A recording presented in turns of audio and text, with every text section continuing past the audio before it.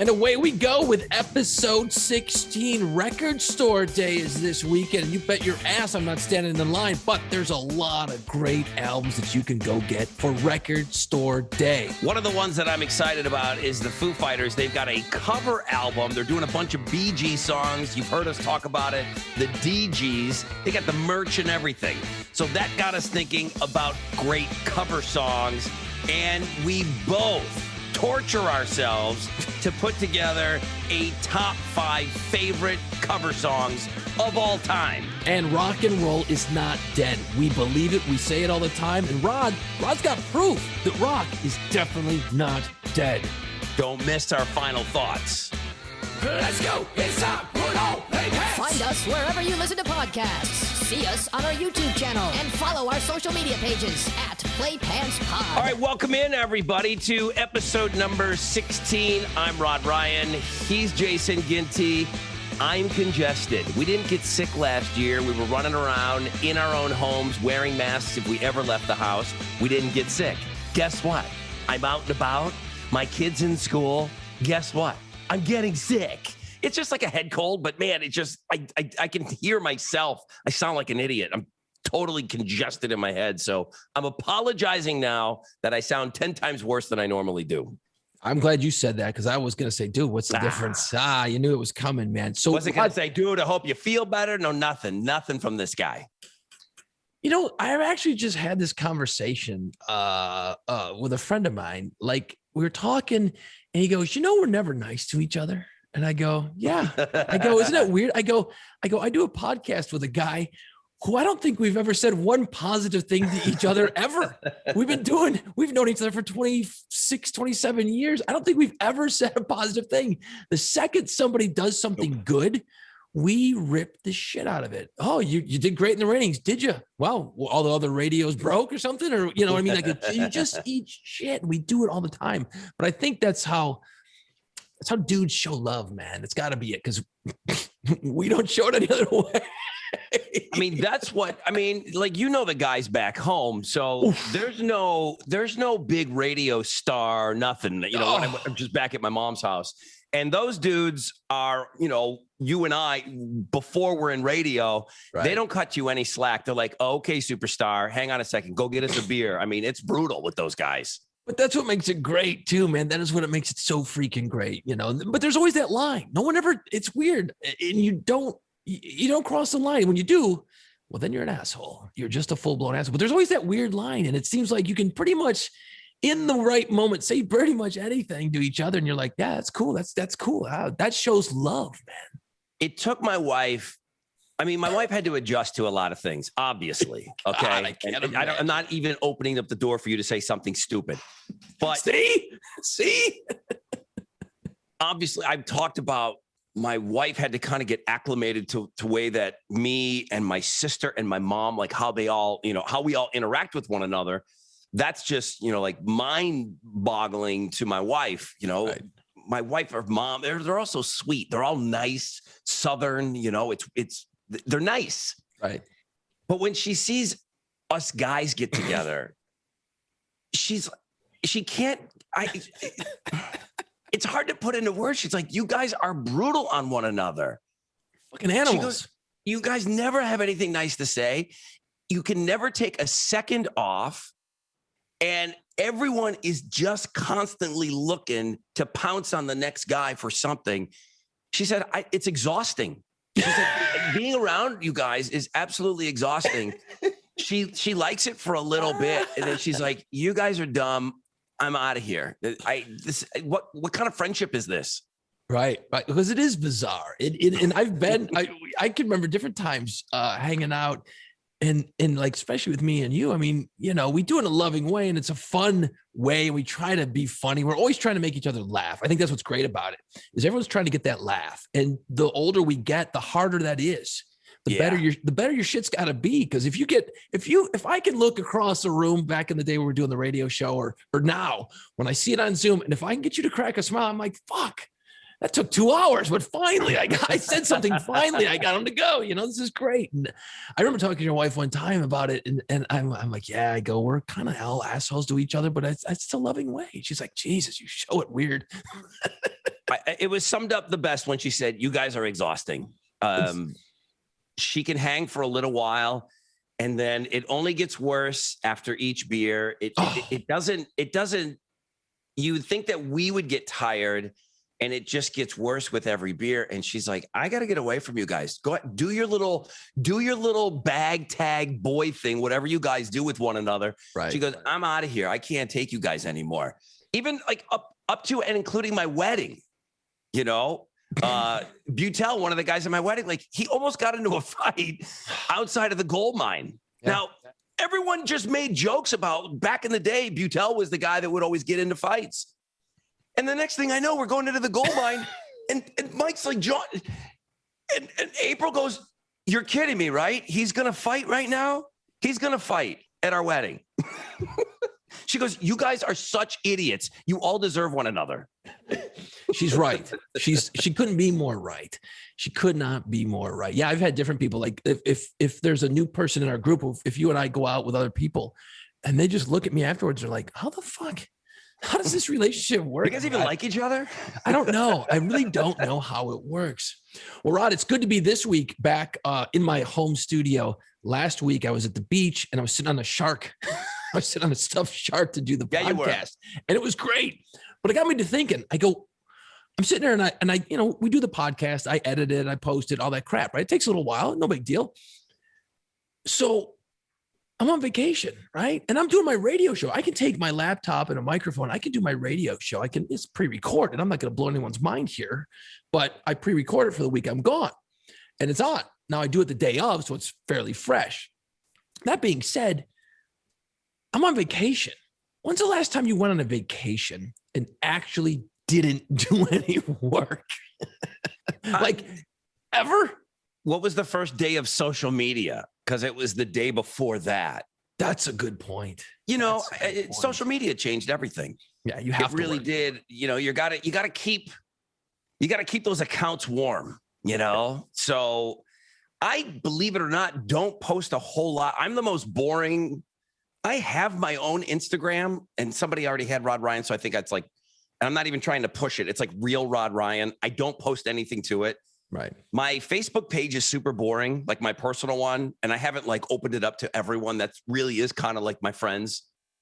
I'm the most boring one, but the work stuff is, and you're doing stuff with, and this too, you're doing stuff with work. And then there's all these accounts now, fucking TikTok. Now we got a TikTok account, dude. Jesus. So there's Twitter, Instagram, Facebook. Oh yeah. Well, then there's the Lucky's Pub stuff. You're doing pirate stuff. And yeah. What do you mean a day off? Yeah. I'm at the beach and I'm like, I'm posting shit on the Playpants Instagram. I'm sitting there and I'm chilling. I'm covered in sand. I'm watching the water roll in, and I'm okay. Let's put this picture of us as little kids or riding bikes or whatever for this account. And it's like, Jesus, man. It's like, yeah. Do people actually nowadays? Can you really truly unplug anymore? You know what I mean? Well, 11 people saw that post that you posted from the beach. And to me, time well spent. 11 people said, good job on that. It's hard. I got emails coming in from work. I checked my email every day when I was at my mom's house. I checked my email every day. You have to. Do I have to? Okay. Lesson from David Letterman. After he retired, am I going to say this?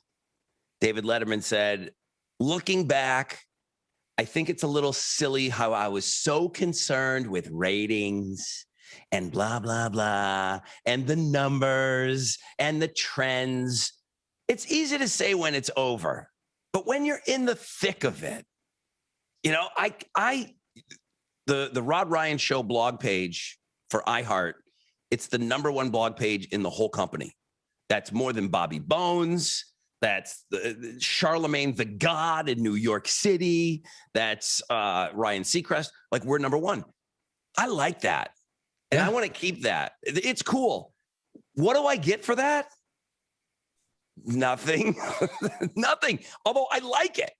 It's awesome that we have the #1 blog page in the entire, we have over 800 radio stations. Right. And it's in my head. It's in my head. I'm like, we got to keep this going. You're on, like you said, you're on vacation. You got to keep throwing coal on the fire. Otherwise, Absolutely. you feel like the fire's going to go out. No, it's not. It's 1 week. But that 1 week, I mean, it's, but look at the business, if you don't get good ratings, guess what? This is all we're going to be doing. This is it. This is the only thing we're going to be doing. And you and I are now starting to get to a point where we're both starting to get a little obsessive about this fucking podcast. Yeah. Because, we're starting to look at the numbers. We're like, wow, we've done good. We keep building every week. And thanks for listening. And now we're like, well, we should do this. Well, what if we did that? Now it's becoming a thing. And I think looking back, 6 months ago, I was like, we're going to start out, but then it's going to become a thing. We're going to have to put more work into it because it is going to grow and it's starting to. And we're both in that same mentality. Like, you want it to be successful. It's got your damn name on it, But excuse me for that being a fucking good thing, like a good trait to have. Like, you take pride in what you do and you don't want to half-ass something. Right. So everything is supposed to come across like it's slapped together. Even the morning show, even when you and I were on mornings, that we prepped more than anybody. Right. And I always reference Seinfeld. Seinfeld was supposed to be this show, and I know it's an old reference now, but Seinfeld was supposed to be about nothing, okay? And they said that the rehearsal and the writing and everything for the show Seinfeld was 10 times more than every other show that was on TV of the day. But the show was supposed to be about nothing. And the radio show or this podcast, it's supposed to sound like, here we are, we're just shooting the shit. And it is different than the radio show. Okay. I'm sitting, I stand, I do the radio show. It's super, like high impact. And this is supposed to be different. And I want it to be different. Right. But you and I start bouncing shit back and forth on Monday, and then Tuesday back and forth. And then up until 10 minutes before we go and hit record, we got stuff bouncing back and forth. For what?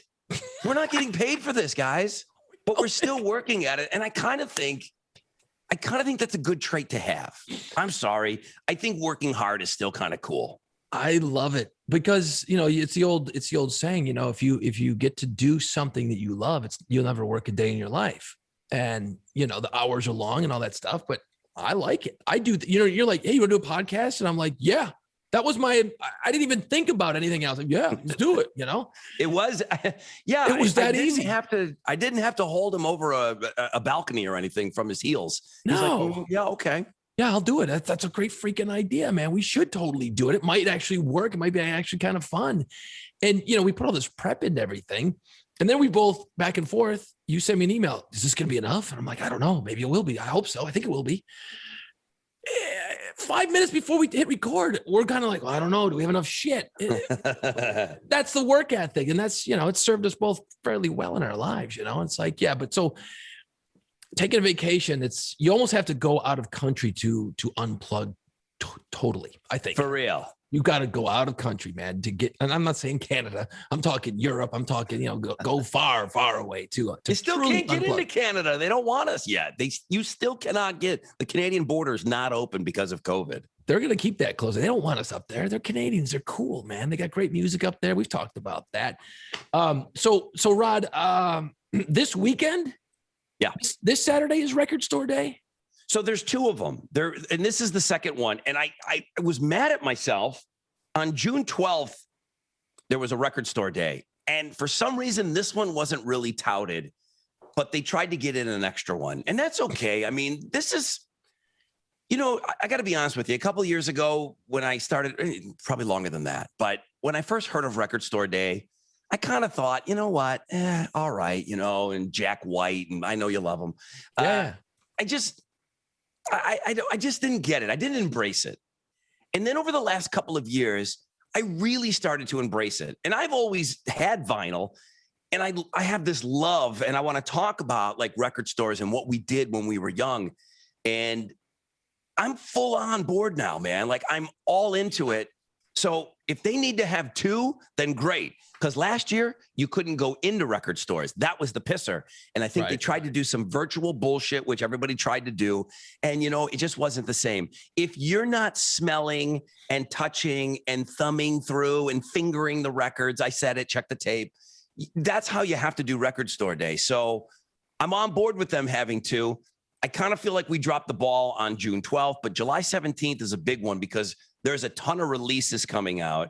And then for me, there's a huge, it's crazy. And not all record stores are going to have all these things. So you're going to have to kind of call ahead. But for me, I want to get my hands on this Foo Fighters record where they're doing the DGs and they're doing these Bee Gees covers. And they do, because he wasn't really officially a Bee Gee, but Andy Gibb, Shadow Dancing, they also do that, which I think is great. And then there's going to be some Foo Fighters, maybe some live tracks or something, but it's going to be vinyl, and people wait in line for these things. And we'll put up a link on our stuff to the official Record Store Day, but it's just recordstoreday.com. And I have such great memories of the record stores growing up. I'm wearing a shirt today, and I know you'll appreciate this logo. But Record Theater was the bad boy. That was the bad mofo in downtown Buffalo, that if you were lucky enough that you had maybe a cool uncle, like my mom took us there a couple of times. I'm talking when I was young. Right. And they just had these huge album, like pictures of the album covers on the wall. And they had Kiss and The Who and The Police. And I just walking in there as a little kid. And of course, we're in Buffalo. So, there was Tallis and there was Chuck Mangione, and his Chuck Mangione was his hands, I think, were like in the cement in the front. If you don't know, he's from Buffalo.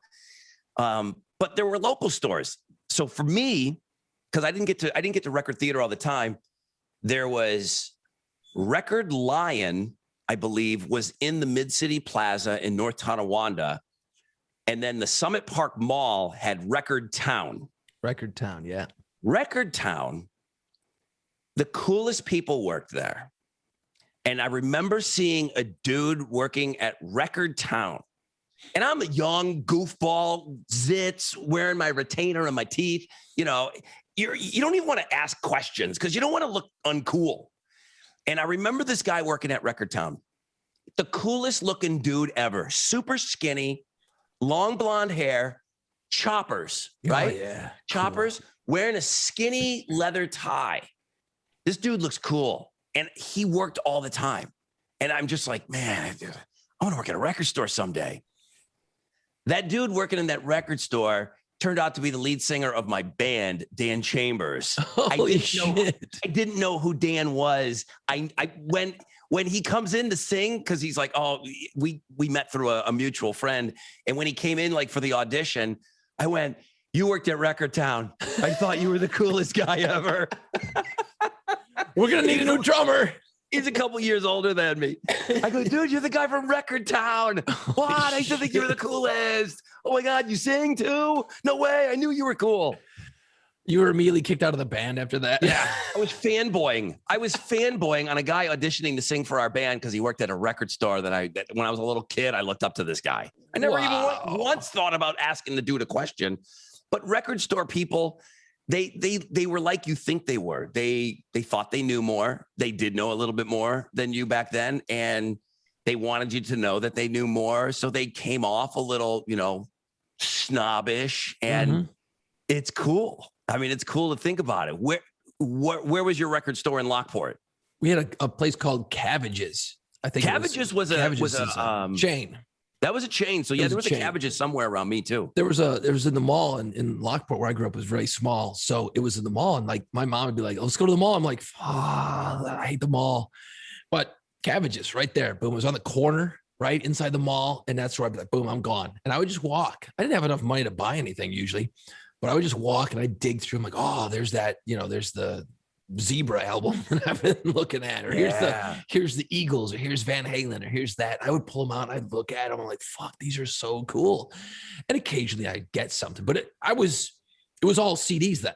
CDs were kind of coming in. Remember they had the huge boxes and those big plastic things. You had to get like a key to unlock them and pull them out of the thing so nobody'd steal all this shit. Right. So it wasn't a lot of vinyl was always kind of regulated to one little small row, back in those days. So I didn't have the vinyl much. that was cheap and it was called the nice price. Right. And they had a sticker on it. And that was when, so I sent you a graph earlier this week. So 1984 is really like the introduction of the CD, but you don't see a lot of it. Everybody's still buying cassettes and they're buying vinyl. Okay. Cassettes were huge. So then 85 starts to infiltrate a little bit, 86, 87, 88, 89. It's not until, believe it or not, it's not until, let's see, 90, 91. It's not until 91 that CDs outsell cassettes, LPs, EPs, vinyl singles, you know what I mean? All of that stuff all in one. So I still was record store guy. Like as a little kid, those Kiss records, boom, I would just stare at them. And my mom could drop me off. If she had to go somewhere in the mall, she could leave me at the record store. I would be, Googling at Dan, working the register, just wondering, man, I wonder if that guy's going to ever sing in my band. What a cool tie. So and she could leave me in the record store and it could be an hour, it could be 2 hours. And I would just look at every record. I would just stare. I would stare at albums, and that's another just amazing part of it. I'm not so much an audiophile.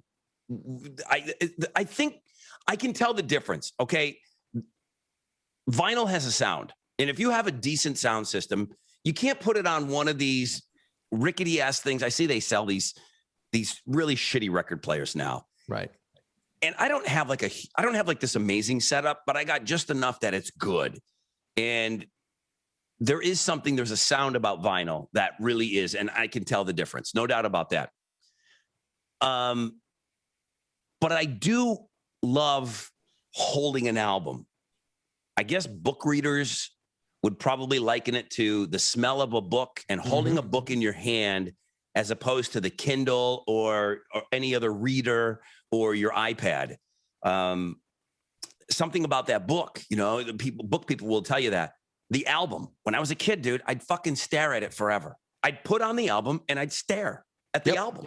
I would open it up. You look at the artwork. I knew every engineer. I knew every name on the Kiss albums. I knew every single person.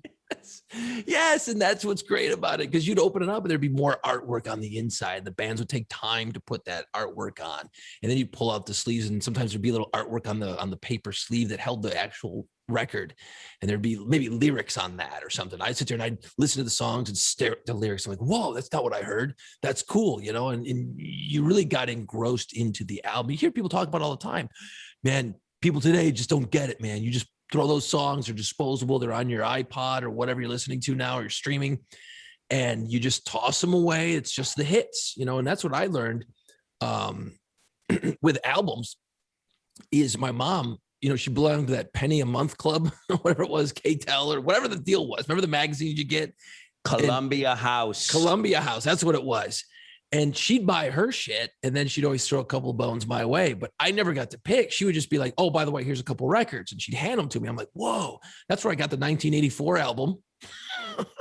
That's where I got Synchronicity from the Police. I'm like, holy shit, not bad, Ma. This is pretty good, and she'd be listening to her shit. I'm like, this is awesome. So I got vinyl when I was a kid, but it disappeared because you moved on to cassettes, and that shit just went away. My mom had this kick-ass collection. It wasn't like hundreds and hundreds of albums, but it might have been 150 albums, and they were all like original Beatles pressings, original Eagles, original Elvis shit. She had 45. She had all the shit. She sold it at a garage sale one time, and this was before the resurgence because we were going to CDs. And she's like, I can't listen to this fucking record in my car.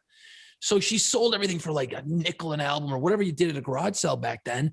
And she's still to this day, she's like, I can't believe I did that. She's like, that's worth thousands and thousands of dollars today. Original Beatles shit she bought like when it came out new. I'm like, So Alex, so you're talking about the Beatles. So Alex on the show here in Houston, his dad, they had somebody passed away in the family, and they were cleaning out a house, and his dad gave Alex a couple of things to give to me, and I'm a late in life Beatles guy. But holy shit. He gave me Abbey Road, and there's a couple of other albums, but wow, to hold Abbey Road in your hand. Now, I know you've been to London. Did you go up there and did you walk Abbey Road? Did you like do the touristy thing to walk across where the guys are in front of the studio? No, for whatever reason, we never made it to the studio. And I really wanted to go, but we were doing other shit. I don't even know. I dragged my wife up there, and she doesn't want to be quizzed about music. She likes music, but she's like, don't ask me any questions. Don't put me on the spot. I don't want to know anything. Right. I said, well, we're going up to Abbey Road. And, everybody knows the famous album cover that I'm holding up if you're watching us on YouTube. And they shot the album cover right in front of the studio that they recorded in. And they're walking across the street where that walkway is. Well, there's a webcam, and it might be Abbey Road webcam. Just Google it. There's a 24/7 webcam of that walkway. Oh, no way. And you can see people nonstop. And the people that live there are over it, man. They're over it. The traffic's got to be a mess. Because everybody wants to take a picture there. And it doesn't look exactly the same. But of course, I begged somebody to take a picture of my wife and I walking across there like the Beatles. You see it nonstop. And It's just one of those things. But when Alex's dad, Mark Middleton, Mr. Middleton, I opened it up, and it's just, this is the Beatles, this old album. And you can see, I didn't even put it on yet. There's scratches and shit all over it. Yeah. But it's got that green apple. Oh, wow. I mean, this is like an original pressing. And it's just, still to this day, it's just cool. Yeah. It's just cool. The digital era that we're in, believe me, there's a lot that Jason and I aren't going to focus on, talking about how great you can get any fucking song anytime you want at the snap of a finger, okay? Right. My kid, Jason's kids, click. They can get this stuff anytime they want. But what they can't get is this amazing album cover, and you're just staring at Paul's feet. Why isn't he wearing shoes, man? Because he was dead. And you're reading, yeah. You just can't say that everything new sucks, because it doesn't. It doesn't. I love the portability of it all. Correct. It's great. But it's just so great, these albums, and staring at them and reading the liner notes. I don't think I know that kids don't care about that, because it's not a part of the experience. Because when you download a song, what does it come with? Nothing. It comes with a little typeset. Here's your song. And then it just goes into your phone and it's over. You don't know who wrote it or who, well, maybe the songwriter's on there, but you don't know anything else about it. There's no album artwork with it, really. No, unless you're getting the whole album, maybe. But who does that even? You get the hits. And this is something like, I didn't get into vinyl until probably about 5 years ago. I had said for years, I'm like, man, it'd be cool to get a record player. It'd be cool. So one Father's Day, lo and behold, there it is. It's a good one. Works. I had some great studio speakers I had, so I put those on it, and it's like, sounds fucking great. Got it downstairs. You think I had a record to play? I didn't. I didn't have one fucking album. Stink. So I'm like, okay, here's the rule. I've got all this. I got CDs. I got all the classic rock bullshit I'll ever need, right? So I'm like, okay, I made a rule for myself. The only place I can buy records for the first couple of months, thrift shops, garage sales, I got to hunt. I got to earn it. So I put like a $5 limit per album, which is ridiculously cheap, right? Mm-hmm. So I start going to the Goodwill and Salvation Army, and I just go, well, this looks kind of cool. Let me buy that. It's $1. Okay. And if it sucks, I'll just bring it back. And they made their money off me. And I started collecting, and I put them on, and I listen. I'm like, holy shit, I don't even know who this is, and it's good. And then I get another album. That one sucks. Okay, take it back. Who didn't you know who it was? Oh, I'm talking. There's just all these random. Actually, Slim Whitman. You want a Slim Whitman album? You can get them. They're stacked. People must hate that guy because that shit is stacked. You get the Christmas album, Slim Whitman. You can get all of it, man. I'm talking Conway crazy. Twitty. Actually, funny you mentioned that too. Stop. And anytime you go into these thrift shops, sometimes there's shit, and once in a while you will strike gold. I went in there one time. They must have cleaned out some old person's house, man. The Eagles. I got Heart. I got shit. Yeah, but how tore up are these albums? Perfect. They're perfect. They're absolutely stunning. I picked up some local, the great thing is a lot of local New Orleans artists are amazing. I've got this great, you're gonna appreciate the shit. Al Hurt is a trumpet player from back in the 60s and 70s, right? Famous New Orleans trumpet player. Yep. Okay, again, YouTube, okay? It's like show and tell today, it's funny. Look where he's standing. This is the blacksmith shop down on Bourbon Street. Oh, damn. That's Lafitte's? That's Lafitte's blacksmith shop. That lamppost, I'm sure you've held on to that lamppost that he's leaning against with his trumpet, right? But the blacksmith shop doesn't look like that right now, huh? No, that's the way it looked like. They rehabbed it in like 2000, so it looks a little different now. This album is old as shit. $1.99. Dude, I put it on. It's fucking Al Hurt, first of all. If you know anything about jazz and stuff, it's awesome. And not a scratch on this thing. It's unbelievable. That's what you got to look for. So what I've learned, and this is going to sound like, get off my lawn guy, but, I love all the music I listen to, but I've gotten a new appreciation for the artists who make albums because you can't skip, you can't fast forward. So I've learned that, and I picked up a couple Tommy Bolin albums, all this great shit. Oh, I love Tommy Bolin. Bands that I like a few songs, I put the album on when I'm having dinner now. That's the big thing, dinner, album. And I've learned to appreciate all the other cuts. You become fans of the rest of the music on the album. I say it on the air all the time, you guys. Freaking great. You're so focused on like the hits right now. And I get it. You want the hit. You just, how many times I hear from people, well, and this doesn't happen anymore, but even 10 years ago, people would be, questioning, well, should I buy the album? Is there more than one good song on there? I don't know. Fucking check it out. Maybe you'll like something. Some of my favorite songs were not radio singles from these albums. And the only reason why you found them is exactly what you just said. You put on the whole side of an album. You just didn't. It's such a pain in the ass putting on an album, cleaning it, dusting it, getting the needle right, setting it down, putting the lid, trying to do all that before the thing starts. You're not going to do that for single songs. No. You're going to play the whole side of an album. So how it worked in my house, and I don't know why my brother was never in this rotation, but my brother did live there. It was my mom. My dad didn't give a shit. My mom, my sister, and me. And we all had albums. So Saturday morning, after me and my brother get done beating the shit out of each other, wrestling, then it's either time. And if it's in the wintertime, you're staying in the house, right?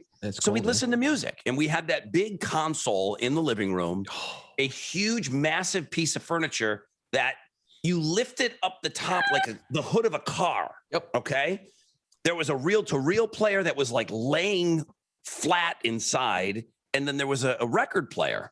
And there was a radio too with this dial, and it went up and down. Totally cool. And you were allowed to put on one of your albums. You got to play one side.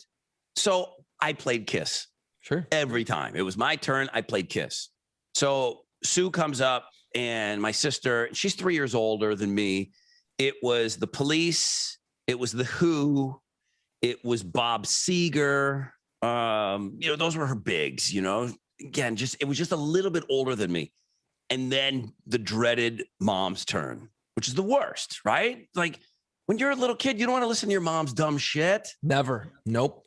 But my mom's dumb shit, which I thought sucked back then, it was Johnny Cash. Yep. It was Elvis. It was Tom Jones. It was Neil Diamond, Jerry Lee Lewis, Fats Domino, in a heavy rotation.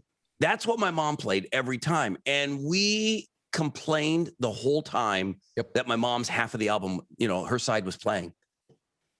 And going back to how many times have you said, man, I was an idiot when I was a kid. I was an idiot when I was a kid.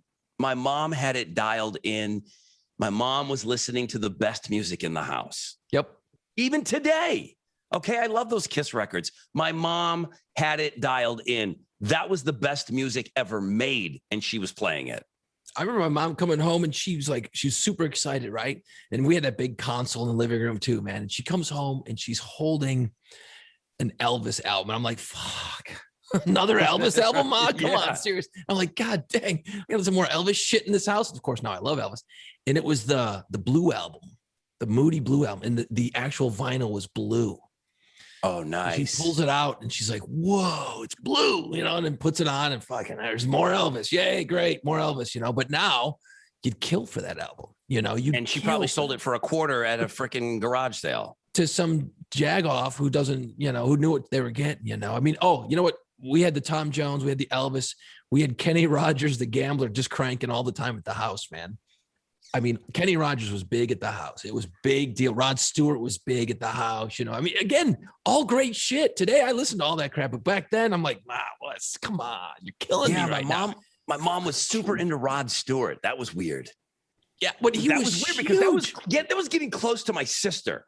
If you think about it, Rod Stewart is here, and Bob Seger's right here. Yeah, that was about as cool as my mom got. Right. Like that bridge, it wasn't that far, but so much Jerry Lee Lewis and so much Fats Domino. All that great shit. Two huge Louisiana and Fats being from New Orleans, never knowing that, that you and I, we would be a part of that city. And we grew up listening to it. And I knew all that stuff, but I just didn't care about it, And it's then your I don't mom's know shit. what happened.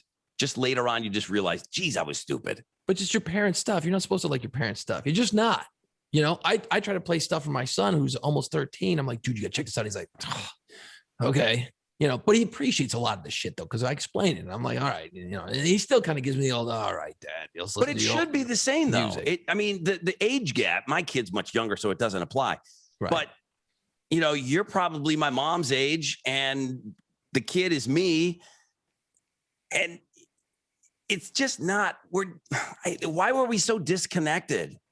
Like you're probably, I mean, I know your kid. I know Hank loves the Foo Fighters and all this stuff that you love. Yeah. It's just, we were so disconnected from our parents. I think it was just you're looking at Boomer and Gen X. We were different. The Gen X is completely different from the Boomers. We rebelled against anything our parents fucking liked and did. So, I mean, you look at anything, we're like, fuck that. We're not doing that. You know what I mean? I don't know. It's weird. But my mom now, she's, oh, now you like that shit, huh? I tried to tell you back then. I get that all the time. Oh, really? You're listening to Tom Jones right now? Yes. The first trip my now wife and I ever took, we went to Vegas, and I said, we got to go see Tom Jones. She's like, I did the same thing, dude. She's like, who the fuck is Tom Jones? My wife's like, I don't know, that old guy that sings and dances. I'm like, yes, it's gonna be Vegas. Tom Jones, are you kidding me? How cool? And she's like, all right. My mom's like, are you serious? Are you gonna go to Vegas and see Tom Jones? She's like, you dumbass. And I'm like, I know. We went, dude, and it was fucking great. It was so great. You gotta, you know what? We're trying to be cool. So we're not going to open up our mind to hear this other music, Right. You're just not, because we're knuckleheads. We're kids. But putting on the album, and I've grown to love so many more artists over the last couple of years because they put time. There's a reason there's songs that follow other songs. Those bands put that together in sequence for a reason. It's all thought out. It's not just thrown on there wildly. And then if you really, really start to nerd out, you start to realize, oh, I get why this song is here now. Like you really start listening, you can really pick out a lot of shit. So the vinyl thing, dude, I'm going to keep collecting it now. I'm just going to keep going. But I haven't really bought that many new albums. I'm still that thrift store guy. I can't go buy a thrift shop without going in, digging through the records, and then getting out. I think Saturday's going to be big. A couple places here in Houston. Everyone knows Cactus Music here in Houston. I have not been to Sig's Lagoon. It just sounds cool as shit. I definitely need to get there. Sound Exchange, Sound Revolution, Sound Waves. Vinyl Edge Records is here in the Heights, nearby where I live. And that's the record store that I've been to probably the most in Houston. And that's a really cool place. The thing that I've got my eye on is the Foo Fighter album. Like, I will get up Saturday and I want to go and seek that out. Now, I'm not in the mood to stand in line, and I'm not a half hour even guy. There'll be ways of getting it, and I'm not so obsessive about it. I'll download them if I have to. I would like the album. I would like to get it, but I don't know where my threshold is on record store day waiting in a line to get in somewhere. I'm not waiting in line for that shit. And it's funny because I don't buy albums anymore at all. I don't. But if I do, it's going to be on vinyl. I'm just going to buy. I'm not downloading it. I'm going to buy it on vinyl if it's available. And if there's bands that I really love, I will seek out and continually hunt for those vinyls. I'm like you. I don't need.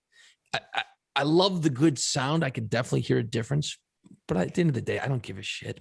If you're in New Orleans, there's some good ones. The Mushroom record store. It's up on Broadway, Uptown. I used to do the commercials. That, Tim? Is that Tim? I think it's Tim. It's Tim from the Mushroom. Yes. I used to do the commercials for that. Party with that guy. Yeah, they used to bring in a keg on like record store days back in the day. They'd have like albums that would come out back when, that meant something to people. And they'd tap a keg and you go up there and you drink beers and you buy the records. It was great. Yeah, they didn't have a liquor license, nothing. They would tap a keg. We'd be sitting there, a new album would come out. We'd be sitting there drinking beers at the record store. Yep. At Mushroom Records. At the Mushroom, yeah, Uptown.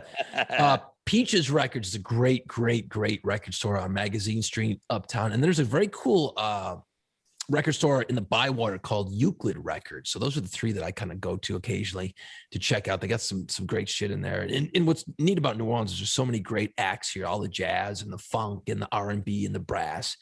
You could spend hours just going through those sections. And that's what vinyl has actually helped me open up to that style of music. I've gotten into a lot more jazz, like this L Hurt thing. I was never going to listen to fucking L Hurt back in the day. Put it on for dinner. Now I'm like, shit, that's good. It's really, really good. Interesting story right about Al Hurt. I know we got to take a break here in a second, but Al Hurt, he actually was part owner of the New Orleans Saints back in the day.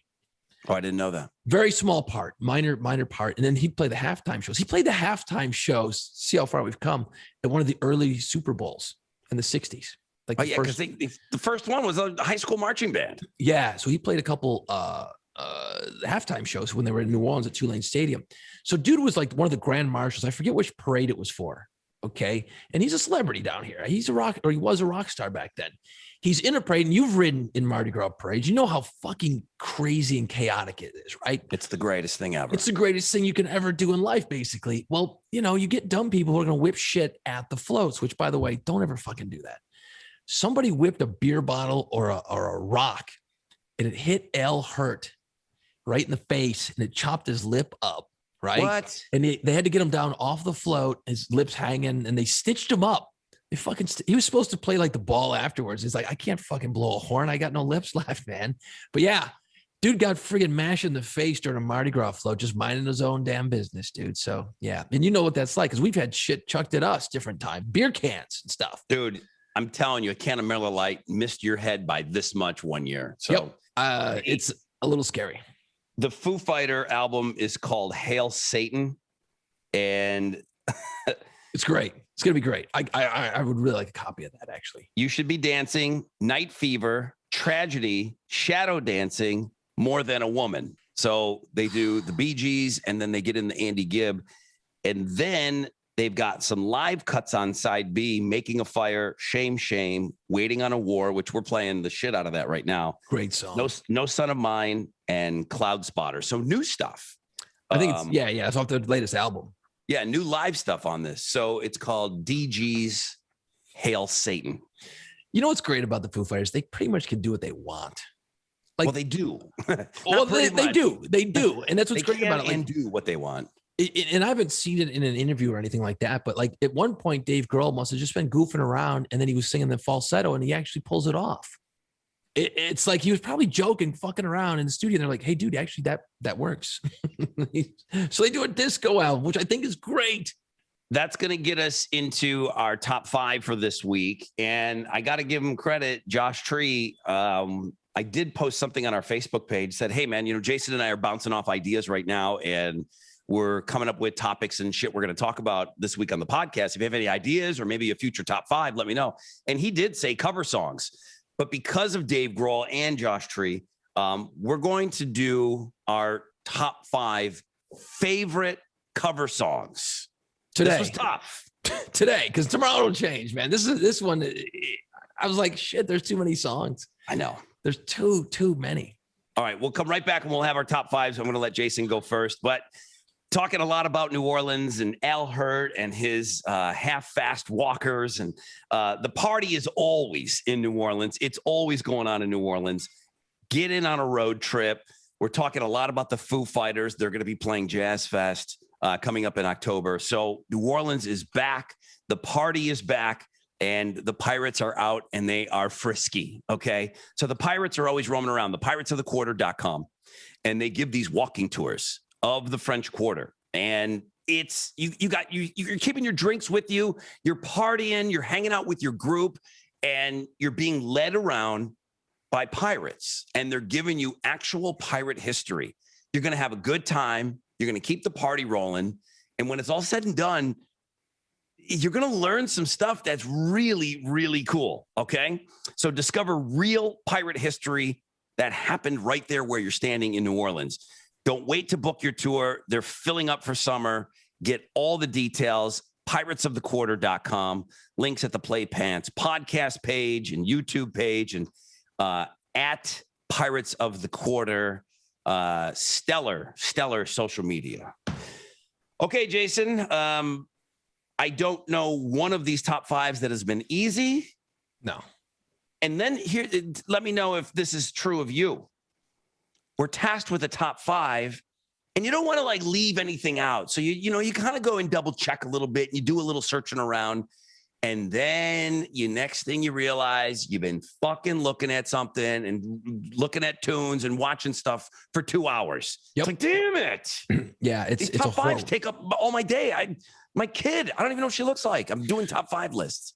She's driving a car now, and you're like, what the hell happened? I heard she's doing great in college. Yeah, the thing about the top five favorite, it's the top fives are always going to be our favorite. We're not saying these are the greatest, because that's a whole other world you don't want to ever walk down. But I was looking at it, I'm like, well, you got Jimi Hendrix and All Along the Watchtower. That's an obvious thing. There's a lot of covers you don't realize you're covers. You know what I mean? Like Janis Joplin, me and Bobby McGee, and I'm talking a lot of classic rock shit. It's not my thing, but still, a lot of artists make it their own. Okay, so I kind of just went, okay, I don't care about that shit. All great shit. But then you start wandering, you're like, ooh, this is too good. I got to put this on my list. But then something else knocks that one out. So it's a horrible, horrible game. And I hate doing these top five lists. I really have become, I don't like them, but they are fun as shit. So my top five cover songs, I'm going to start out with top five favorite cover songs. Top five favorite cover songs. And I knew that the Foo Fighters were going to be in here because they've done a lot of great ones. But the one I really, really I keep listening to, because I don't like the original that much. Foo Fighters do Band on the Run.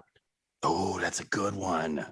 And, I never was a huge fan of the original by Paul McCartney and Wings. Good song, get it. But the Foo Fighters just add a little snap to it, and it's so great. And it's got a little more chug to it. And it's just got a little more something. And I really love that song. And I thought first it was a novelty thing, but it's been out for years. I still listen to it. You like it better than Baker Street? I love Baker Street, but a little bit of that horn sound that they use with the guitar, I kind of get tired of it after time. Still love it. I still play it, but I really love Band on the Run. I think they just did that one just great. I just love that version that they do. Baker Street is still great. Foo Fighters are the best cover band of all time. I've always said that. I used to say it about Seether. Seether could do covers, man. Jesus Christ, shit. So good. Careless Whisper. I didn't think about that. They were so great, though. Yeah, they've even released a few, but they used to do some covers. It was killer. All right, go ahead.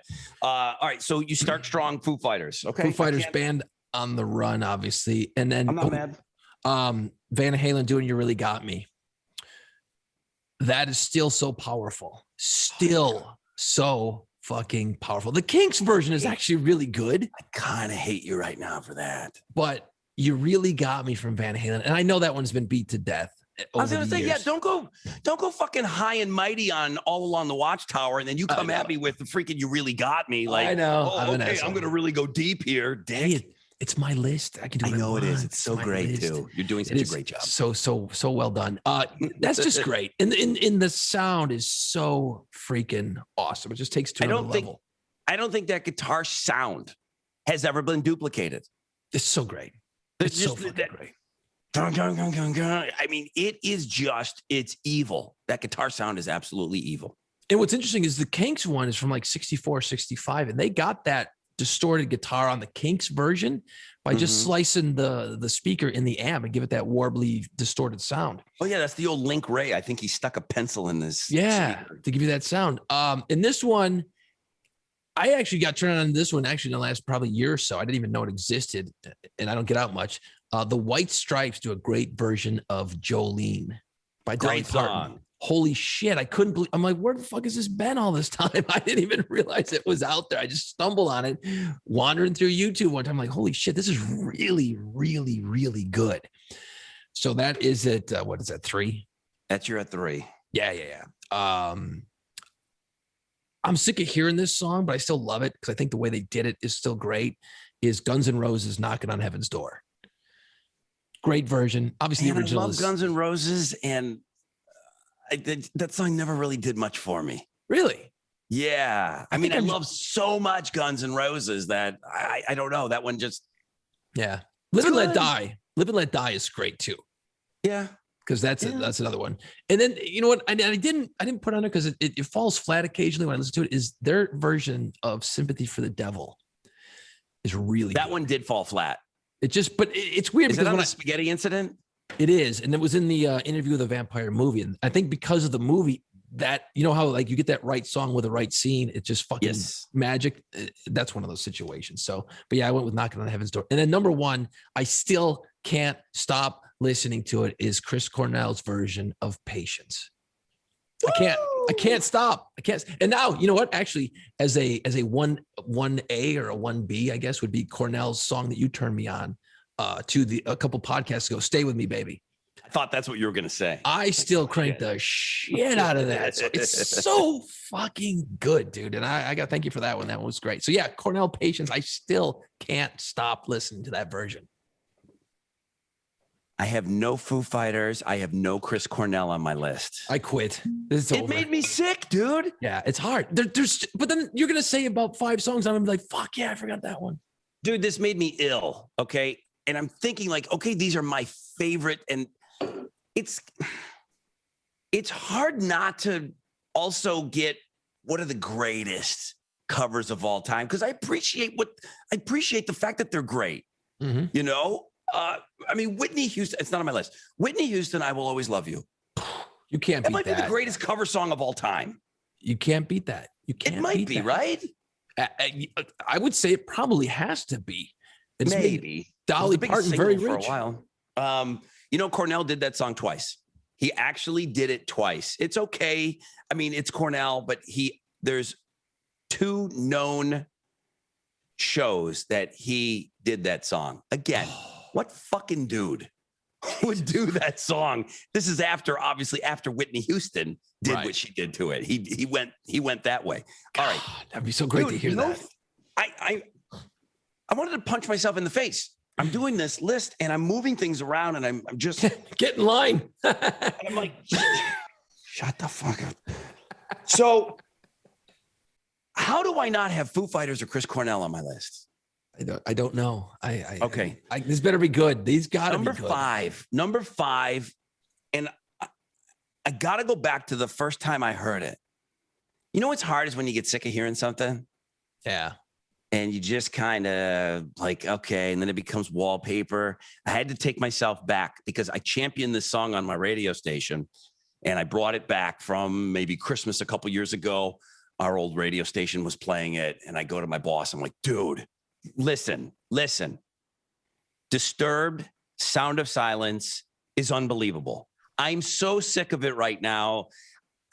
It's unbelievable what they did to that song. Yeah. His voice is next level. Unbelievable. He's ridiculous. All right. David Draymond just has a next level kind of voice. And they made it their own. And he goes places in the song where it's not as obvious as you think it's going to be. I think it's one I also think it's one of the great cover songs of all time. I really do. The way he takes it from very slow and then he just puts that grind on his voice and stuff. And near the end, it punches through so well. I thought I would take shit for saying that. I'm so glad you put it on there. I was kind of being a little bitch about putting that song on my list because I love that. But I thought, Disturbed, you pussy. We play it. We play a lot of it. So fucking good, though. It's so great. Good call. In at number 4, I'm sorry, but Jimi Hendrix, All Along the Watchtower. You can't beat it. I had to do it. I had to. And also a little of the history song plays into it too, because, I think I've probably said on this podcast before, like Bob Dylan is not my God. He's just not my guy. No. But you got to give a nod to the guy that wrote the song. And it's a Dylan song. And you have an instance here with the way that Hendrix did it. When Bob Dylan did it after Hendrix, he adapted the way that Hendrix did the song. And that's how Bob Dylan started doing it. That alone makes it one of the great cover songs of all time. And it is one of my favorite cover songs of all time. I think it's unbelievable. I know there's a lot of Dave Matthews Band fans that say that he does an unbelievable cover of it. Well, I'm just not going to sit through 3 hours of other shit to hear that.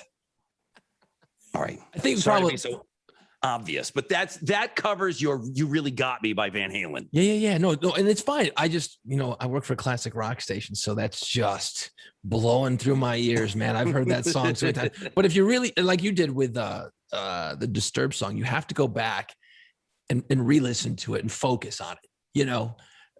I can't fucking hear it again. I mean, at the end of the day, that's the only reason I did. Alternative radio wasn't playing that song. Okay. Right. Our old station in Buffalo is a weird hybrid, like an active rock. Right. And I bring it back and I sit down with the radio wizard and I'm like, dude, listen to this. This is unbelievable. And we still kind of straddle, we're a rock leaning alternative. I said, dude, we got to play this song. And I really pushed hard for it. And we went out on a limb and played it and we still play it. I mean, it's awesome. I just remember being so unbelievably blown away by it. All right, 5, 4, 3. I probably will take some shit for this, but probably it's still the best though. Sinead O'Connor's Nothing Compares to You. I know Chris does an amazing job. He's my all-time number 1 favorite lead singer. It's one of Chris's all-time great cover songs. So fucking good. But Sinead O'Connor, the video and the one little Velvet Elvis, the one little tear coming down. What she did to that song, it still moves me. It's unbelievable. It's very powerful. I mean, Prince wrote it. I think he never released a version of that song until after I think he died. It came out. I think. Don't quote me on that, but the Prince version doesn't have the juice. It just doesn't. Because he's the one who wrote the damn song. Sinead O'Connor's version is great. I do love Cornell's. I do love that version. He does too. So that's amazing. A good call. That's a good call. It moves me every time, but I got to go with Sinead O'Connor on that. And here they come. I'm going to be getting killed because, why didn't you put the Cornell version? It's all right. In at number 2, and this is something this is my absolutely out of nowhere. The group is called Trio. Okay? This is what heaven sounds like. I'm gonna blow your mind. It's Dolly Parton, it's Emmylou Harris, it's Linda Ronstadt. Oh shit! And they're doing After the Gold Rush. Okay, I did see this. I don't think I've ever listened to it, dude. It's what heaven sounds like. This song is so beautiful. The first night I took my wife out on a date, I played her the song. And I said, this is the prettiest. This is my line too. This is the prettiest song I ever heard. I want to play it for you. Oh my God. I played it. And I'm married. Christ. And I'm married. Done. Wow. Done. That's all it took. One song, huh? Yeah. That saves a lot of trouble. I gotta be honest. That's the way to go. It's easy. I said, you're pretty. This song's pretty. I'm going to play this song. Oh, boom. Shit. Done deal, dude. I got married. She didn't jump out of the fucking car when you said that. I don't really love Dolly Parton's voice. Nah. It's very Dolly. I don't know how else to put it. I'm not a country music fan. I'm not an Emmylou Harris fan. I'm not a Linda Ronstadt fan. These 3 chicks singing together, it is the prettiest thing you've ever heard in your life. And I hate Neil Young. Where am I going with this, Rod? Where are you going? Yeah, Did you yeah. just That's totally his lose song. yourself? I hate Neil Young. Yeah, that's his song. But see, again, you can write a great song. Someone can rearrange it, and then it becomes a hit. It just depends on your interpretation of it. It's happened a million times. Well, you just took the words out of my mouth. Jeff Buckley, hallelujah. I knew it was coming. It's the greatest. It's the greatest. I mean, if you really want to argue Whitney Houston and that, I mean, as far as the greatest cover song of all time, Whitney probably. I mean, as far as the success, Whitney Houston. From a success, yeah. It's the greatest cover song ever. But what Jeff Buckley did to Hallelujah, the original just sucks. You can't go back and listen to it. You can't. It stinks. It's like, oh, the chorus comes in and it sounds terrible. And it's just like, oh, and he's like talking it through. And you're like, Jesus Christ, when's it over? Bruce Coburn, right? No. Leonard Cohen. Leonard Cohen. Yeah, Canadian. Bruce Coburn's another Canadian, but Leonard Cohen is the Canadian Lou Reed. So he's kind of like half talking and half singing. And the original version is in one of those superheroes. You're a superhero nerd. Yeah. The Watchmen. I didn't see that one. I'm not that guy. But I do recall. I saw a superhero movie that you didn't see. Didn't see that one. I missed it. I don't know why it didn't bounce up on the old radar. But yeah, I remember listening to Buckley's and I'm like, well, I knew it was a cover. And I'm like, let me go back and listen to the original because I'm always going to research that shit. And I'm sitting there listening to the original. I'm like, ow, this hurts my ears, man. This is rough. Now I've grown to appreciate Leonard Cohen over the years. Me too. You have to appreciate you got to give some dap to the original. Absolutely, because he wrote the damn song. If you like a song so much, you got to like, okay, well, at least he wrote it. And the lyrics. Painstakingly took him 10 years to write the song. I mean. And the fucking lyrics. It might be the greatest song ever written. It's great. And I've heard so many versions done of it afterwards, but it's always based on Buckley's version. Yes. Everything that moves forward, just like All Along the Watchtower, it's based on what Hendrix did, his version of it. Right. And again, when Bob Dylan even says it, it's like, man, I started doing it his way. But again, a good song is a good song is a good song. Sometimes it just needs to be adjusted. That's where you go back and you fire your fucking producer. You go, dude, how come we didn't do it the way Hendrix did it? What else did you have on the fringe? I had a couple written here. I really like Johnny Cash's Hurt. Okay. I had Johnny Cash. That ridiculous. And Rusty Cage. I think. Yes. I mean, Hurt is the one. Yeah, it's so and great. When I have the discussion as to, what cover songs are better than the original, people jump on that Johnny Cash Hurt. I'm sorry, it's not better than Nine Inch Nails. It's just not. I love the Nine Inch Nails because I saw it performed live. Oh, that's unbelievable. To see the power of that performed live, it's just, and I get it. I mean, Johnny Cash, it's just so gritty. And he's just he's like, he's going to breathe his last breath singing the song. For me, it's just not better. For me, it's just different. That's what I like about it. But yeah, seeing Nine Inch Nails perform that live, and I've seen it before, and that's power. That's just pure power when it comes out at the end of the show. That was a great one. You brought up Seether, their version of Careless Whisper. I've always loved that. I don't know. The list goes on and on, man. There's so many. Here's where I catch shit. Here's where I catch shit. And I'll catch shit with your classic rock audience that you're bringing to the party here. Sure. Simple Man. Shinedown's version is fucking great. It's better. And I know Leonard Skinner's one of those bands that you don't mess with, especially here in the South. It's better.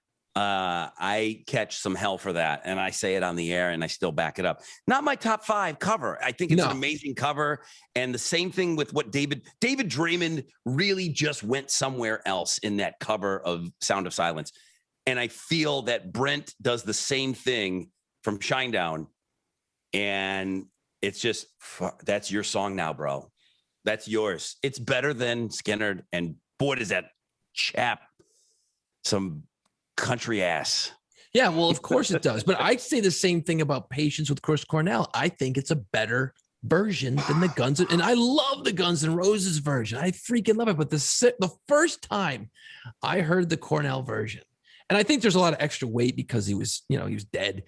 So the weight of that kind of adds to your listening. You know what I mean? There's not, you don't just listen in a vacuum. You take in everything around you when you listen to these songs. When that Cornell came out and I heard Patience for the first time, I was like, he's going to fucking do Patience. Why? And then after halfway through the song, I went, oh, this is why. Okay, got it. This is fucking great. It's great. I take shit from Guns N' Roses people. I love Guns N' Roses. That's Chris's song now. I mean, it totally is. It's so good. It's his song.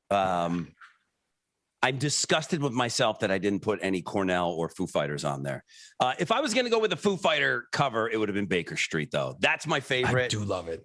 We played the shit out of that as a single. Yeah. And that was back when Dave and the Foo Fighters were just playing the House of Blues. And he knew we were playing it in New Orleans. Right. And, and think about the Foo Fighters at the House of Blues, 1,000 people in New Orleans. What is it, 1,200 people back? It's like 900 now. I Okay. think they had to do some things. All right. Yeah, so it's not a lot. It's not a lot. Dave Grohl's on stage and, he's just chewing his gum like he did even back in the day. And it's a sold out show, House of Blues. And he just goes, and he goes, oh, no, just kidding. Fuck you, dude. Play it. Because it's so great. Play the shit out of that. Dude, we're playing that 43 times a week. Play that song. It was in a heavy rotation at 106.7 The End. Play that song, dude. And he didn't do it. He just did that little teaser and he just goes, oh, no, I'm just kidding. And then he went into, something else that was great, but that was the tease. I've never seen that song performed live. And they did, when Foo Fighters played Voodoo a few years ago. And they're up there, and now they're starting to throw out the covers because they get Taylor to sing some Queen songs, which is fucking great. They do Under Pressure, which is a waste of time, dude. I know, because they got so many great songs. I don't like it. I think it's a waste of time, man. When I'm telling you, I like seeing Dave go back behind the kit. It's great to see Dave play. That's cool.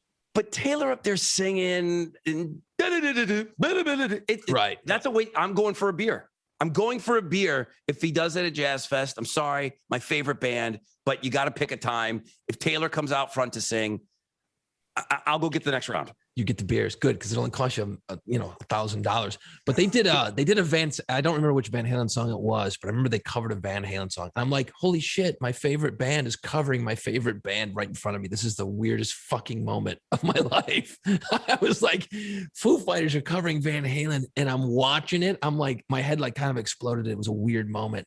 And I even said that. I go, my favorite band is covering my favorite band right now. This is so fucking weird. You're my Jazz Fest historian. Tell me did I make this up in my head that Tom Petty played one weekend and the Foo Fighters played another weekend? I believe that was we saw Tom Petty play a couple months before he passed away. The time before that, it was like 3 years prior. The time before that. Yeah, they played like one weekend apart or something. Okay. And this is Brian Stager, who's been brought up on this podcast almost every time, but this legendary friend of ours from New Orleans. And I came in to weekend number 2. Tom Petty played weekend number 1, and our friend Brian was a huge Tom Petty fan, and he was pissed that Petty didn't play Breakdown. The week after, and I'm like, it couldn't have been on accident, but this is how I tell this story. So you got to back this up. Somehow Dave Grohl finds out that Tom Petty did not do fucking Breakdown. The next weekend when Grohl's playing, using his time to play Foo Fighter music, he plays Breakdown. That's how Brian told me the story. Is that true? It is true. I remember him playing it, and I remember Brian like, "Holy shit, what the hell?" And he was like, "Beside him last week. Petty didn't do it. What the hell?" And I'm like, I'm like, dude, I go, and it was great, of course, because it sounded great, and they killed it. But yeah, I do remember that happened. Now that you bring it up, man, okay, they played the Tom Petty song because a lot of people were walking around, well, fucking didn't do Breakdown. It's like one of the biggest songs. Well, Tom Petty's got a million hits. So it's hard for him to squeeze them in, but to leave Breakdown out. And then how in the hell that would ever get to Dave Grohl doesn't make any sense, because it's a week later, and a week in a rock star's life, I'm sure it's pretty wild. Correct. How you would, but I'm sure it got to him because it wasn't a coincidence, right? I mean, that's way too fucking weird. There's no way the Jazz Fest gods are just playing that and like, okay, well, here, I'm Dave Grohl. I'll just pick it up where, Petty left off, and, I'll clean up what he forgot. I think it was on purpose, obviously. It had to. Because Dave played drums on that Saturday Night Live episode back in after Nirvana was done. Tom Petty actually invited Dave Grohl to play drums in the Heartbreaker, and Dave Grohl's like, well, I kind of got this little thing I'm working on called the Foo Fighters, so I'm gonna go do that. Instead, he obviously it worked out. Him, he said, "Join my band, join my band, and go out on tour." That's the first thing that he brings to him. Yep. And Dave's like, man, I don't know. He's like, well, okay, well then do this. We're playing Saturday Night Live. Why don't you just sit in with us? If you dig it, then whatever. And you can go back and look at whatever year it is, 1996. 96, I think, something like that. Dave Grohl is playing the drums for Tom Petty. It's like, great. What? It's and great. You didn't know why. They didn't talk about it. They didn't know. You didn't know anything. I don't think we had internet. We didn't have Twitter. It's like, what the fuck? Why doesn't know? Why? It probably just was. What is the guy from Nirvana doing back there? I don't even know if we knew his name. At that point, nobody knew who the damn drummer was. But I was talking to. I interviewed Dave Pirner years ago from Soul Asylum. Yeah, and he tells me this great story. He goes, after, Dave left, because they were friends. They knew each other in Nirvana, because Soul Asylum was kind of running in the same circles. Obviously, they were having some success in that same time period. So when Nirvana ended after Kurt killed himself, Dave Grohl sort of disappeared, and Dave Pirner's kind of needed a drummer at the time. So he calls up Dave Grohl and says, hey, I'm kind of looking for a drummer. And Dave says, well, that's cool and all, but I'm working on this project. And you've heard the story before where he sent out a bunch of cassettes of the first Foo Fighters album to a bunch of his friends. Well, Dave Pirner was one of the guys that got one of the cassettes. Oh my gosh. And he goes, yeah. So here I kind of ask a little bit. I kind of wander around in circles about having him come maybe play with Soul Asylum. And then a couple of days later, he gets a cassette in the mail and he listens to it and he calls up Dave Grohl and he goes, yeah, you might better go do that. Wow. I'm like, holy fuck. I'm getting like a first hit, because we'd all heard about the cassettes that Dave Grohl sent out to his buddies, Yeah. And when he first made the first Foo Fighters album, when he was trying to figure out, maybe I should do this, maybe I shouldn't. And Pirner's like his friends knew who it was, but some other people got their hands on it, and he didn't have his name. Didn't have his name on it, but to his close friends like Dave Pirner, he's like, yeah, you might want to go do that because that's pretty fucking good. So yeah, that's insane, dude. We have to take a break, Rod. Every time let's take a break, and then we'll do our final thoughts. Yeah. We'll cut right to that, because I was gonna say, how long have we been doing? I haven't even been timing this shit today. If you're gonna go out and party, or you just want to hang out, maybe you want to sit down and bring a gal, and on the way over to Lucky's Pub West, you're gonna play Trio after the Gold Rush and tell her, hey, we should get married because it's a real pretty song. Make sure your first date is at Lucky's Pub West, I-10 at Barker Cypress, man. Great place for a first date. Why? 40 TVs, Astros baseball. The food is delicious. Best pizza on the best side. The wings, absolutely delicious. Burgers, and of course, the famous Philly cheesesteak egg rolls. Lucky's Pub West. It's I-10 at Barker Cypress. What you want to do is you want to check out luckyspub.com for details. Hit the links on the Playpants podcast page and the YouTube page. And I've been looking at dates. Rod. Okay, yeah. You've been kind of toying. I don't ever ask you about this at all. We don't talk off the air about this. We don't talk after the podcast specifically about this. Every time we're rolling on this podcast, this guy's throwing it out there like, I got to come to Houston. I got to come to Houston, Rod. and I'm telling you, when I come, we'll figure it out. Maybe it'll be like because we're going to still stay on our schedule of Thursday releases, but maybe we do an extra. And if it turns out like shit, we won't release it. You know what I mean? Like, but doing it live from Lucky's live West would be fucking, I think it'd either be a train wreck from hell or it'd be great. Either way, it'll be fun. You know what I mean? I think it'd be kind of cool. So yeah, I'll work on that, but Lucky's Pub West on that first date, or just go watch some games and have some good food. I-10 at Barker Cypress. We're going to get a Sharknado, a real one, before Ginty gets over here to Houston. That's my prediction. Probably. You're probably right. But you know what? I haven't gotten my tickets to BuzzFest yet for some reason. Reed going to be flying in my front yard. Then maybe you'll show up. My tickets haven't shown up for BuzzFest yet at my mailbox. I don't know, man. I thought maybe almost sold out, dude. Ticketmaster.com. Get your tickets, man. Dude, you like how I walked right into that? I walked you right into it, baby. This is why we're working out all right. Rod, final thoughts. What do you got, man? So it is kind of about BuzzFest. I was struggling with final thoughts, man. I had a bunch of different things, but this was important, and it kind of goes back to where I even kind of came from. We are giving a local band here in Houston the opportunity to open up BuzzFest. So Aaron Jones is opening up BuzzFest. Nice. He's the fucking shit. He's so great. That album is so killer. This kid is phenomenal. It's one of those, like, I'm doing the interview. I'm interviewing Aaron Jones, the opening guy. I'm so excited. So we're giving a band, you know, they'll get 25 minutes. They'll get to open up BuzzFest, but they'll be on the same stage. There's only one stage. So Offspring, Chevelle, everybody's on the same stage, and you're at the Woodlands Pavilion. So we put up a thing on the buzz.com, and bands can submit. If, you know, you got to send us a live, you know, all kinds of rules, you know, it's got to be live, no studio recordings. It's got to be you. We got to hear what you sound like, you know, live. 83, 85 bands apply. That's awesome. Now, they're all YouTube links, dude. And I got to take this shit serious. Yeah. I got to be honest with you. I don't know how many people at my radio station, not many, went through all 85 bands. Yours truly, just because who knows where this is going to go. I'm not saying the band's going to get signed, but you don't know. Dexter's going to see you on stage like, man, I got to, hey, Offspring's going to take you out on tour. Who knows? You never know. I got to put in the time. I put in the time, dude. 85 bands. Now, I don't listen to the whole song. You don't have to. But, dude, there's some great shit out there. There's some young kids, dude, that are playing the guitar. It's rock-based.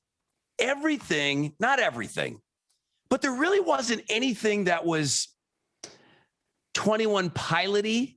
You know, two dudes sitting around with a synthesizer and stuff, you know, submitting that. It was all rock stuff.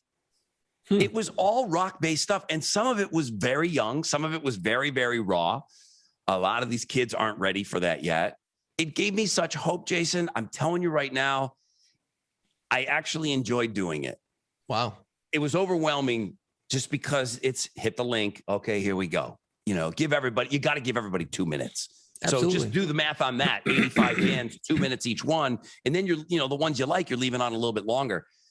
It gave me so much hope because I do get a little worried. I know Henry, your son, you know, he plays the piano and he plays some drums, and, you know, you told me there's, you know, he kind of went in and out of, you know, some School of Rock stuff. And I'm just like, where's the next stuff coming from? And, you know, that theme of rock is dead comes up all the time on this podcast. And neither one of us believe in that. Mm-hmm. But boy, did I so did not believe in that. Listening to these kids play, man, they still want to play guitar rock. And it was fun. It was fun. There's some really great talent here. But see, the problem with that is that the record labels, that's not the world that is profitable currently. And it hasn't been for the last few years. The guitar driven stuff doesn't work. I mean, you know, listen to your radio station, listen to alternative radio stations around the country. It's the 21 Pilots and Imagine Dragons. That sound is what is dominating right now. 100%. The good news is that shit's out there, and we all know it's out there. The problem is they don't care. That's what it sounded to me like. They don't care. They know 21 Pilots is this big band. I mean, we just did the world premiere today of Walk the Moon, you know, and it's that. Right. I got nothing in that sounded like that. That's good. It was kids doing shit that I was doing when I was a kid. Yep. It's still guitar, bass, drums, singer, you know, 4/4 time, 1, 2, 3, 4, go. I was so excited, man. I mean, it was a lot of work, but man, I left super hopeful. And whoever winds up being, you can vote now on the top 23 at thebuzz.com. Somebody's going to get the opportunity of a lifetime to open up a show, a big show. It's going to be a sellout. And they're going to be on the main stage at the Woodlands Pavilion, which, you know, holds, you know, 18,000 people. Jesus. That's what's great, though, because you're given this chance. This chance doesn't happen anymore. These types of things just don't happen. Back in the day, it seems like every other week I was judging a battle of the bands or something. It seems like every Saturday I'd be out somewhere listening to a bunch of live music and a bunch of local bands. They're out there, dude. It's just because you're right. Those opportunities aren't there. But I guess I was feeling like you.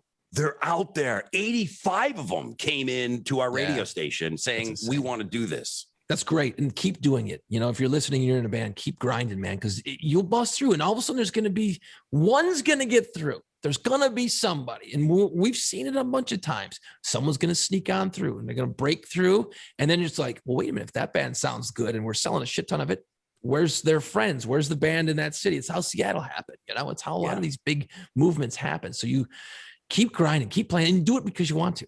Do it because you're having fun.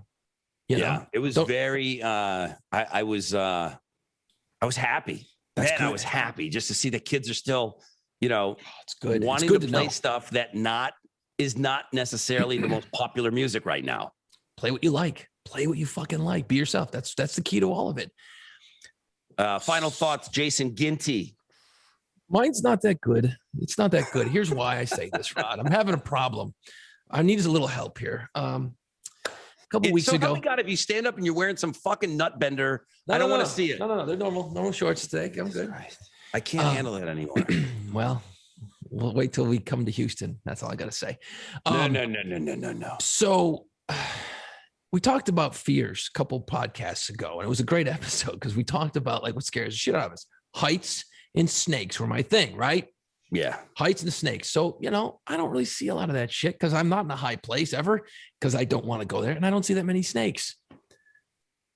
The last couple of weeks, you know, I've seen a shit ton of fucking snakes everywhere. Dude, the day after we did the stupid episode, I forgot. On the front page, there was like some dude's snake got out here in New Orleans and they were looking for it. They couldn't find the fucking thing at the mall or something. I'm like, right on the front page, fucking snake. I'm driving home last night from work.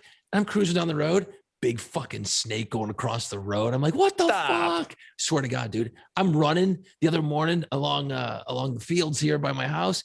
Fucking snake. Dude, I don't know if it's just because there's this thing called recency. You know, when you buy a new car, all of a sudden you see that same car that you own everywhere on the street, which you never noticed before. I don't know if it's just because I'm paying more attention, but fucking snakes are everywhere, dude. It's freaking me right the fuck out.